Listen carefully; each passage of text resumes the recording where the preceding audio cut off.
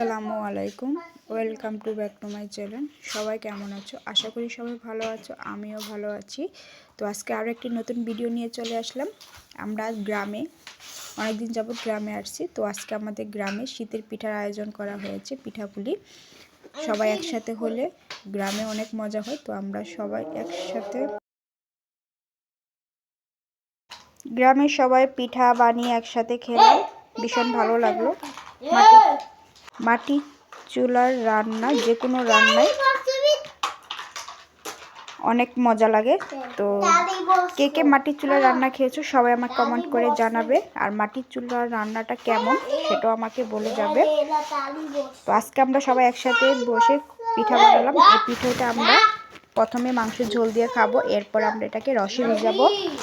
রসে ভিজানো পিঠা কম বেশি আমরা সবাই খেতে খুব পছন্দ করি, আর যেহেতু সময়টা এখন শীতকাল, তো রসের পিঠা না খেলে কেমন হয়। তো সকালে আমরা কাঁচা রস খেয়েছি, এখন আমরা সেই রস দিয়ে এই পিঠাটা ভিজিয়ে আমরা খাবো। তো আমাদের সাথে আপনারাও খেতে থাকেন, দেখতে থাকেন যে আসলে আজকে দিনটা আমাদের কেমন কাটলো।